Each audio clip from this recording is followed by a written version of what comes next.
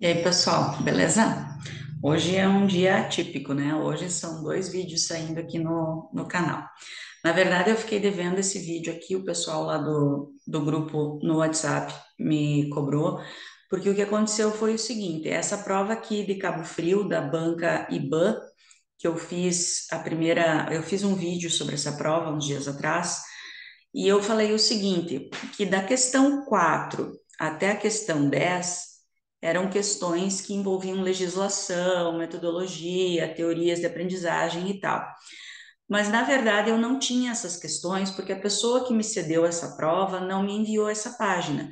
Então, como eu não faço essas questões, eu faço só as questões de inglês, eu deduzi que essas questões eram dessas matérias, desses assuntos. Mas, na verdade, as questões da 4 até a 10 são questões em inglês. Então, essa pessoa entrou em contato comigo, essa inscrita do canal, e me enviou essa página que estava faltando. Então, eu achei interessante colocar essas questões que estavam faltando dessa prova, para que vocês possam ter a prova inteira, né? Pelo menos a parte de inglês, e conseguir resolver todas as questões. Então, eu vou fazer esse vídeo agora só com essas questões, da questão 4 até a 10, comentando a resolução. E depois eu vou colocar ou no card aqui em cima, ou vou colocar o link do vídeo, do primeiro vídeo da prova ali de Cabo Frio, para vocês assistirem então os dois vídeos juntos, quando vocês assistirem, para ter a prova completa, tá? Eu peço desculpa, mas são coisas que acontecem, né? Na hora de escanear e me mandar a prova, ficou uma página fora, e eu, como eu faço só as provas as questões de inglês, eu achei que então essas aí não fossem em inglês. Porque às vezes eles embaralham, né? Eles colocam umas de inglês, colocam legislação no meio em português, depois voltam para inglês. Então eu deduzi que elas não fossem de inglês, tá? Então vamos lá, da questão 4 até a 10, tá? Pertence então à prova de 2020 de Cabo Frio, Rio de Janeiro, da banca IBAN. Read the excerpt below and answer the questions 4 and 5. Então nós temos um parágrafo aqui que fala, depois se vocês quiserem dar print na tela, tá, para entender melhor o texto, que fala então de processos biológicos, e para a gente entender processos biológicos, geralmente a gente compara com um processo não biológico que a gente entende melhor. Então aqui ele vai comparar, por exemplo, a percepção visual com a fotografia colorida, como se comparasse os nossos olhos às câmeras fotográficas, tá? Porque, de acordo com o que diz aqui, a imagem que a gente capta com os nossos olhos, que é os sinais, né, que são mandados para o cérebro, seria mais ou menos a mesma coisa que a câmera faz com as lentes para fazer uma fotografia colorida. Só que, na verdade, ele chega no final, ele diz que isso não tem nada a ver, que são processos totalmente diferentes, né? Que essa analogia não funciona aqui. Então, ele chega no final e diz que isso não serve, essa analogia não funciona, tá? Porque ele diz assim, ó, Unfortunately, the answer must be no. The best that can be said of photographic, aqui é adjetivo, photographic analogy, is that it points up what perception is not. Ela aponta o que a percepção não é, tá? Então, quer dizer, não tem nada a ver uma coisa com a outra, tá? Esse trecho foi tirado desse texto aqui, the beginning of perception, tá? Então, a questão 4. O autor sugere que, então, de acordo com esse texto, ficou claro que a percepção visual não tem nada a ver com fotografia colorida. A fotografia é um processo biológico? Não, né? Vision is rather like, é parecida? Não. É um tipo de processo fotográfico? Não. A visão e a fotografia colorida são muito diferentes, sim. Então, tá aqui. Até porque esses três aqui estão falando basicamente a mesma coisa, né? Então, são sinônimos, não tem como assinalar nenhum dos três sem ter os outros como certos também, né? Questão 5. O pronome it, na frase beyond this, it is superficial and misleading, refers to. Bom, então a gente tem que voltar lá no texto, porque esse it está substituindo alguma coisa que foi mencionada antes. Então, não tem como a gente responder sem retornar para o texto, tá? Então, eu tenho que voltar aqui, encontrar ele aqui, ó. Beyond this, it is superficial and misleading. O que que é superficial e que te leva erroneamente para algum lugar. Então vamos voltar para a frase anterior. The best that can be said of photographic, estou com dificuldade nessa palavra, photographic analogy, is that it points up what perception is not. Beyond this, it is superficial. É photographic analogy, né? Analogia fotográfica. Essa analogia que é feita é que ela aponta para o que a percepção não é. Além disso, né, disso, ela é superficial, essa analogia, né? Então, é analogia, photographic analogy. Atenção, essas questões não estão relacionadas com o excerpt, com o trecho prévio, né? Acima. Ah, tá. Aqui até eu coloquei alguma observação, porque aqui fala de verbos semelhantes, né? Então, ó, some English verbs look or sound alike. Então, alguns verbos em inglês parecem ou soam parecidos. Although they have different meanings. Apesar ou embora que eles terem significados diferentes. Considerando o significado no contexto, o uso e a forma do verbo to lie aparece correto em, o uso correto, né? Eu até coloquei o lay aqui também para a gente comparar, porque eu tenho o lie. Irregular, tá? O lie como verbo irregular, irregular verb, que o passado é lay e o particípio é lain, ele significa deitar, jazer, tá? O lie como regular verb, que eu vou acrescentar o de para fazer o passado, a terceira coluna, ele significa mentir. Só para confundir nossas cabeças, né? E ainda eu tenho o lay, que ele é exatamente igual o passado do lie, que o passado dele é laid, laid, que é você colocar alguma coisa em algum lugar, principalmente de uma maneira gentil, tá? Você colocar alguma coisa, repousar alguma coisa, assentar alguma coisa numa determinada posição, de uma maneira gentil, com gentileza, tá? Então, não é chegar e jogar, é você colocar alguma coisa, tá? Então, aqui, na verdade, a gente vai ter que analisar as duas formas do lie, tá? Eu coloquei só a título de curiosidade para vocês. Então, se o lie é irregular, ele é deitar, jazer. Se ele é regular, ele é mentir. Então, vamos lá. She lay on the sun, então isso aqui é o passado, para deitar. She lay on the sand and gazed at the stars. Ela deitou na areia e admirou, observou as estrelas. Essa frase está certa. Mas vamos ver as outras. The dog lied. Esse aqui é o passado do mentir. O cachorro mentiu. O cachorro mentiu no portão, me esperando chegar em casa. Cachorro mentiroso, né? Não. Shall I lie the tray on the bed? Bom, aqui eu devo deitar a bandeja, eu devo mentir a bandeja na cama. Aqui ficou. Aqui eu acho que seria o lay, né? Tá? Então aqui não fechou. Richard lied to the teacher about his absence yesterday. Bom, primeiro que é yesterday, né? Então aqui deveria estar o lied no passado, porque é passado. Lied. Daí estaria certo. Ele mentiu para o professor sobre a falta dele ontem, daí estaria certo. Então aqui pelo fato de não estar no passado, não, né? Então a certa é a letra A. Questão 7. O verbo wish expressa um desejo de uma situação que não existe, que não é verdadeira. A alternativa correta a fim de completar a frase Daniel wishes abroad in 2019 is. Bom, eu tenho duas situações para usar o wish. Coloquei aqui, ó.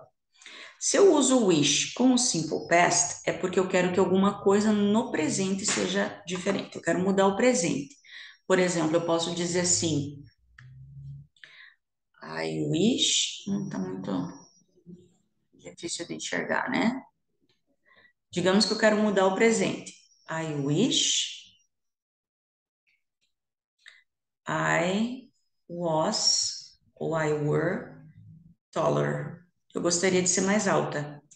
Então, quer dizer, como eu quero mudar o presente, uma coisa no presente que não é verdadeira, eu uso o passado. Passado simples, tá? Agora, se eu quero mudar uma coisa do passado que eu fiz e eu me arrependo, ou que eu não fiz e eu me arrependo, eu uso o wish com past perfect. Então, eu posso dizer assim, ó. I wish I had gone past perfect to the party. Eu gostaria de ter ido na festa, mas eu não fui. Mas é passado, já acabou. Eu não tenho mais como ir, entende? Eu quero mudar uma coisa do passado que aconteceu e eu não fiz. Então eu uso o wish com past perfect. Então se eu quero mudar o presente, eu uso o wish com simple past. Se eu quero mudar o passado, eu uso o wish com past perfect. Ficou meio bagunçado aqui, né? Mas acho que vocês me entenderam. Então ele gostaria de ter viajado para o exterior em 2019. É uma coisa que ele quer mudar no passado. Então eu tenho que usar o past perfect. Essa daqui. Não preciso nem olhar as outras. Questão 8. People have often heard that waves of extinctions were unavoidable. Escrevendo essa frase acima na voz passiva. Adoro voz passiva. Vamos lá. Começando com it. Uma coisa que a gente tem que ter bem em mente quando a gente fala de voz passiva e discurso direto, reported speech, é nunca, não, reported speech não, desculpa, só voz passiva, é nunca mudar o tempo verbal, tá? Voz passiva nunca muda tempo verbal. Então, olha aqui, se eu tenho have heard, isso daqui é present perfect. A minha voz passiva vai estar no present perfect, eu não posso mudar. Então, eu vou ter que ter um have ou um has, porque eu estou começando com it, né? Então, vai ter que ser has, tá? Tem que ter esse has. Então, aqui eu já eliminei, aqui eu já eliminei, aqui eu já eliminei. Nem preciso pensar. Difícil, né? Por via das dúvidas, tá certo? Não conferi o gabarito, né? Porque numa dessa eu falo uma besteira. Mas isso daqui é certo, gente. Olha, se eu tenho present perfect na voz ativa, eu vou ter present perfect na voz passiva. Não tem como eu mudar o tempo verbal. Se eu tenho will na ativa, eu vou ter will na passiva. Se eu tenho would na ativa, eu vou ter would na passiva. Se eu tenho can na ativa, eu vou ter can na passiva. Eu sempre vou ter o mesmo tempo verbal na ativa e na passiva, tá? O que está acontecendo aqui? Está pedindo para eu começar a frase com it. Então, eu vou colocar o it. Present perfect, o que é? Auxiliar have mais terceira coluna. Mas eu não vou colocar have para it, eu tenho que mudar para has. Então, obrigatoriamente, eu tenho que ter o has, it has. Eu não preciso mais nem pensar, porque nenhuma das outras três tem has, tá? Tá aí. Se tivesse duas alternativas com it has, daí a gente ia resolver. Mas como eu falo, é um concurso, gente. Você tem que economizar tempo, você tem que racionalizar o teu tempo, né? E você tem que simplificar as suas opções. Você não pode ficar perdendo tempo numa coisa que pode ser simples. Você tem que ter mais tempo para desenvolver o que é mais difícil. Se você tem questões dissertativas, se você tem redação para fazer, se a tua dificuldade é a interpretação de texto, então, vamos facilitar as outras questões, né? Questão 9. In order to link ideas in a sentence, connectors are very effective and are considered important cohesive devices. Então, aqui nós estamos falando de conectores, conjunções, geralmente, né? Palavras que conectam ideas, frases, tá? Read these statements. He was owed to vacate the room. He had not paid the rent. He was old, né? Eu falei, sorry. He was told to vacate the room. He had not paid the rent. Foi dito a ele para, como é que a gente diz? Sair, né, do espaço, do local, do imóvel. Ele não pagou, ele não tinha pago o aluguel. Então, usando o conector apropriado, unir essas duas frases e ver qual que fica certo. Eu tenho aqui, ó, although, que é embora. Eu tenho since, que seria um já que. Eu tenho whether, que é se. Eu tenho so that, para que. Só de olhar os conectores já dá para deduzir que é o since, né? Porque olha aqui. Foi dito a ele para sair do imóvel, embora ele não tivesse pago o aluguel. Não faz sentido. Foi dito para ele sair do imóvel, já que ele não tinha pago o aluguel. Foi dito para ele sair do imóvel se ele não tivesse pago. Não. Foi dito para ele sair do imóvel para que ele não tivesse. Não. Since, né? É uma consequência, já que ele não tivesse. Ou uma causa. Enfim, vocês entenderam. 10. Reported speech. Authorization was refused and the contract must be cancelled, said Mr. Thompson.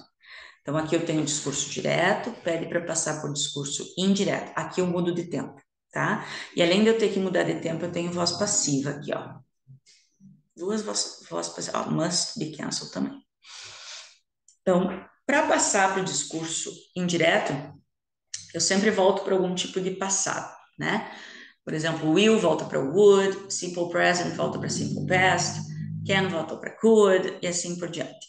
Então, eu tenho simple past aqui, eu vou voltar para um past perfect.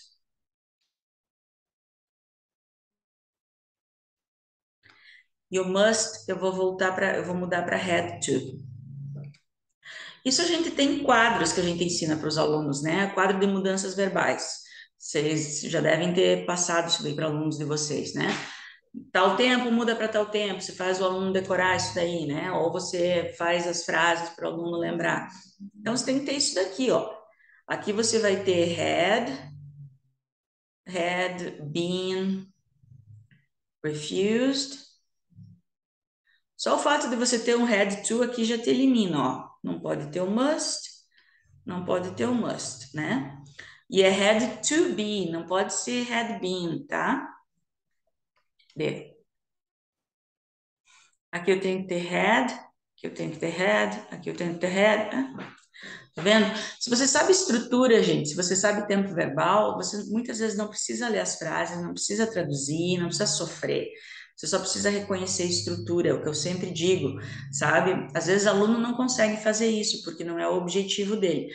Mas para nós professores que vamos fazer concurso, o nosso objetivo é ser rápido, lógico e correto, né? Então, assertivo nas nossas respostas. E para isso a gente precisa saber a estrutura, tá? Então, eu bato muito nessa tecla. Então, lembrando que isso daqui são as questões que faltaram na prova de Cabo Frio, da banca IBAN, daquela de 2020, que eu fiz a análise alguns dias atrás, não lembro exatamente quando. Mas eu vou colocar o link ou na descrição, ou se eu conseguir, porque eu nunca coloquei, eu vou colocar um card aqui em cima, como todo mundo faz, menos eu, porque eu nunca coloquei e não sei como fazer. Mas eu vou ver se eu aprendo, tá bom? Pessoal, me ajuda aí, se inscreve no canal, compartilha o vídeo, tá? Curte se você gostou, deixa um comentário se você não gostou. Se eu falei alguma besteira, pode colocar aí um comentário, se inscreve. Se quiser entrar no nosso grupo lá do WhatsApp, é bem legal, pessoal bem bacana. Já tem uns 60 participantes, eu acho.